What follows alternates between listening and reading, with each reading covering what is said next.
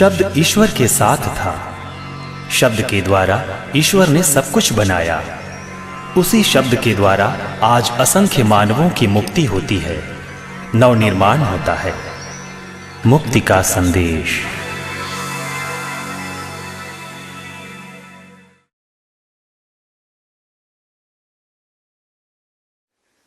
प्रिय मित्रों, हम अक्सर प्रार्थना में ईश्वर से प्रार्थना करते हैं कि हे प्रभु, हे ईश्वर, हमारे जीवन में आ जा, हमारे परिवार में आ जा।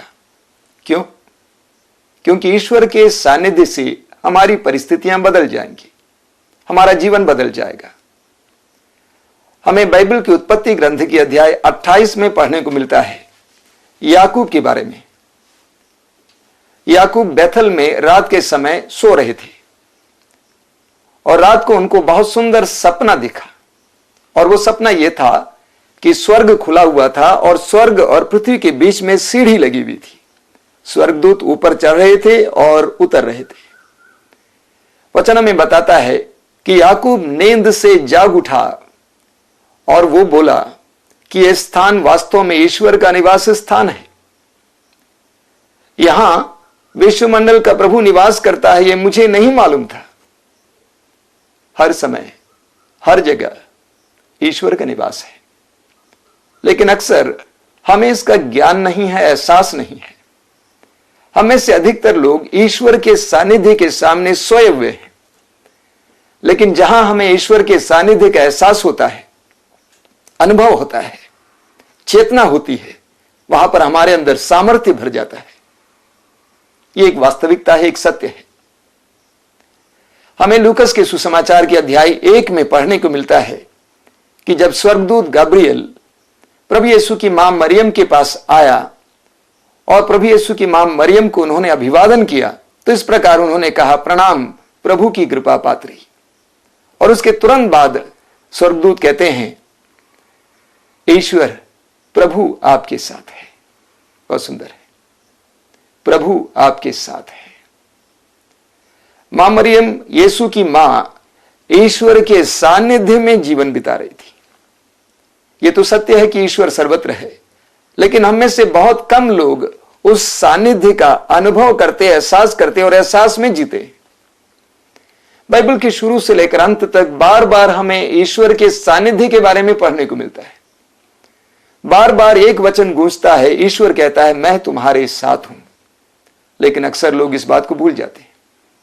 लेकिन जब परिस्थितियां विकट हो जाती हैं, परिस्थितियां प्रतिकूल हो जाती हैं, हम इस बात को भूल जाते हैं।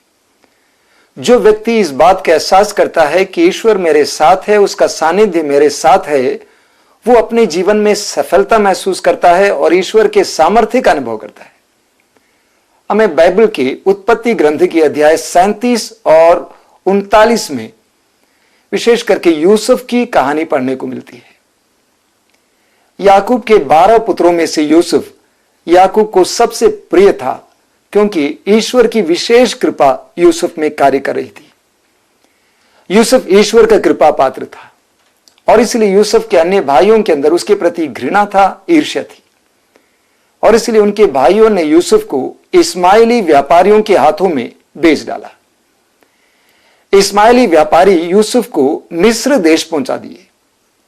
बाइबल में हम पढ़ते हैं, उत्पत्ति ग्रंथ की अध्याय 39 में हम पढ़ते हैं कि इस्माइली व्यापारी यूसुफ को मिस्र देश के राजा फराउन के अंगरक्षकों के अध्यक्ष पोटीफर के यहां दे दिया। और पोटीफर के घर पे यूसुफ पल रहा था। उस एक अध्याय में हमें बार बार एक बात पढ़ने को मिलती है, वो बहुत ही रोचक है कि यूसुफ जो भी कार्य करता था उसमें सफलता मिलती थी, क्योंकि ईश्वर उसे साथ देता था।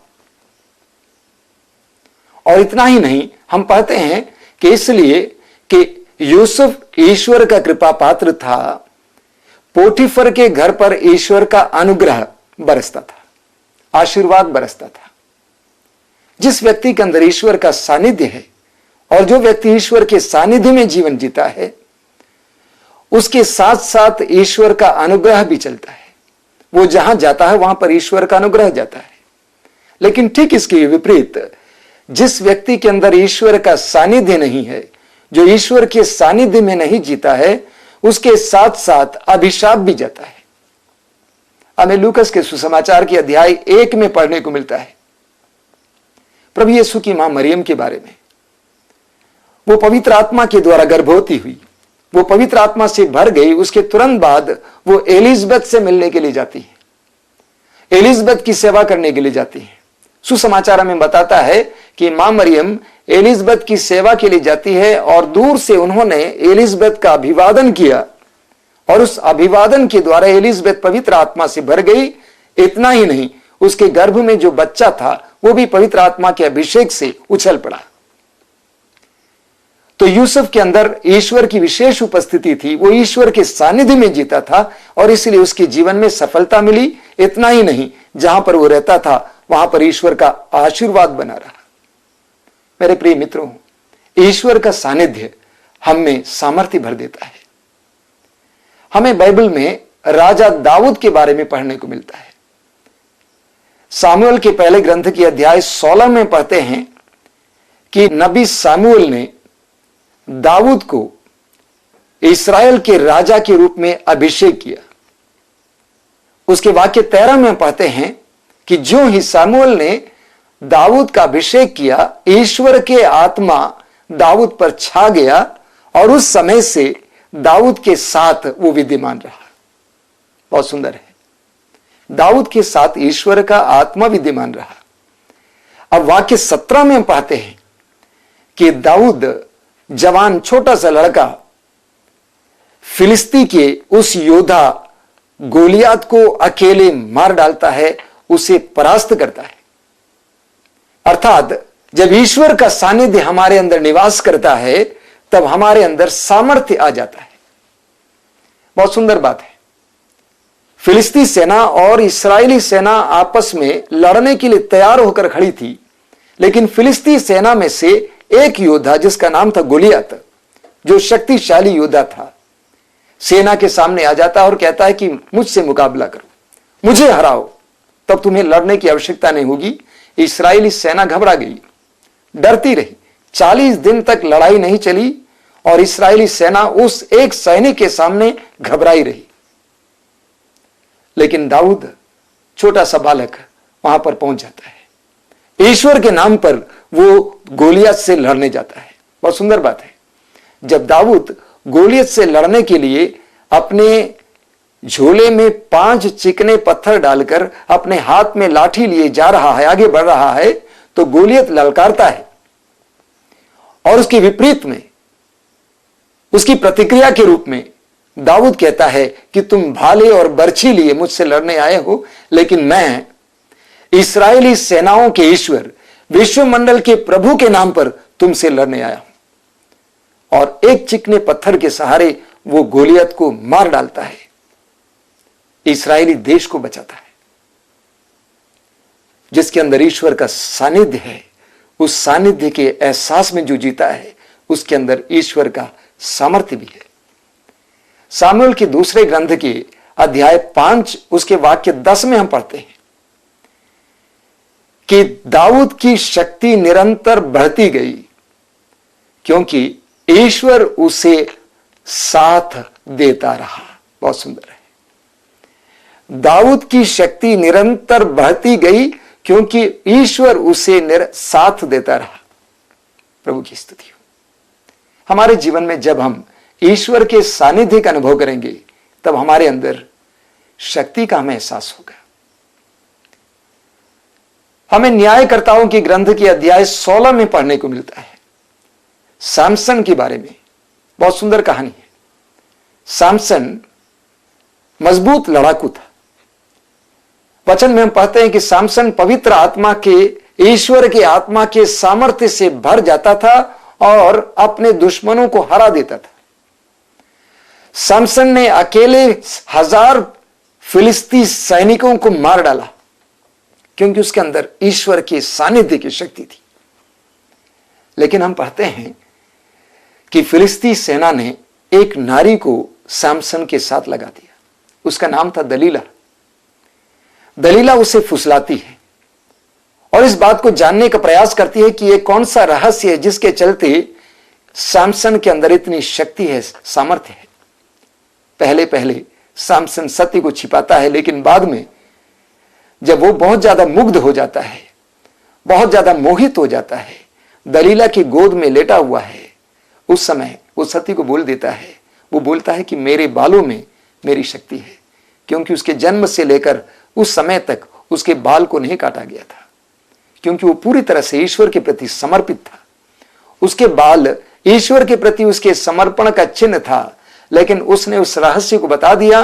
दलीला ने फिलिस्ती लोगों को बताया। जब वो सोया हुआ था उसके बाल कट गए। उसके बाद जब फिलिस्ती उसे लड़ने के लिए आए तो दलीला ने उसे जगाया और कहा कि सैमसन जागो, फिलिस्ती तुमसे लड़ने आ रहे हैं।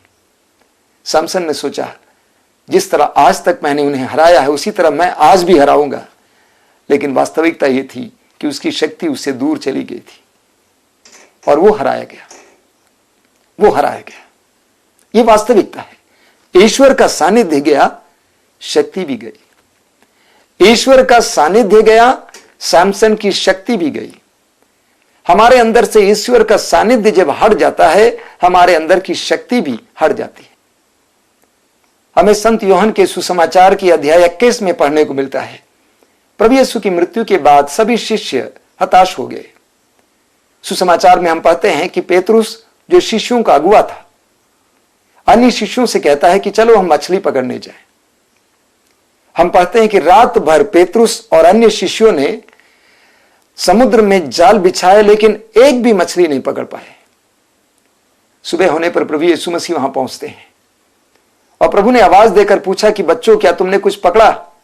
उन्होंने जवाब दिया, हमने रात भर परिश्रम किया लेकिन एक भी मछली नहीं पकड़ी। प्रभु यीशु उनसे कहते हैं कि जाल दाहिनी ओर बिछाओ, और शिष्यों ने ढेर सारी मछलियां पकड़ी। दो बातें यहां पर प्रकट होती हैं। एक, प्रभु ने उन्हें दिशा प्रदान की और इसीलिए उनको जीवन में सफलता मिली, और दूसरी बात यह कि प्रभु के सानिध्य ने उन्हें सफलता दी। प्रभु यीशु का सानिध्य उनके जीवन में सफलता लाई। प्रिय मित्रों, हमारे जीवन में भी हमें बार बार यह देखने को मिलता है, परिश्रम के बावजूद जो हम चाहते हैं वो हमें प्राप्त नहीं होता है। उसका मुख्य कारण यह है कि हमारे साथ ईश्वर का सानिध्य नहीं है, या हमें ईश्वर के सानिध्य का एहसास नहीं है। और मैं आपसे कहना चाहता हूं, आज से इस बात का एहसास कीजिए, प्रभु मेरे साथ है।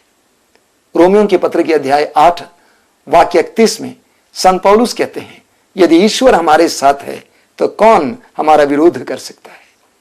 और मैं आपसे कहना चाहता हूं, ईश्वर के सानिध्य का एहसास करना आप शुरू करें, आपके जीवन में सफलता मिलेगी, आपके जीवन में ईश्वर के सामर्थ्य का अनुभव मिलेगा। आइए हम प्रार्थना करें। एक पल अपनी आंखें बंद रखें। सबसे पहले प्रभु से माफी मांगिए कि उनके सानिध्य को हमने तिरस्कार किया है, अक्सर उसका नजरअंदाज किया है या उसका ख्याल नहीं किया है। इस समय प्रार्थना कीजिए कि हे प्रभु, मैं जानता हूं कि तू सदा मेरे साथ रहता है, लेकिन तेरे सानिध्य का एहसास करने, उसको स्वीकार करने, उस सानिध्य में जीने के लिए मुझे कृपा दीजिए। हमारा पता है Matridham Ashram, Christ Nagar post, Varanasi 221003, Uttar Pradesh. Phone number 0542-2290-961, 2290-861,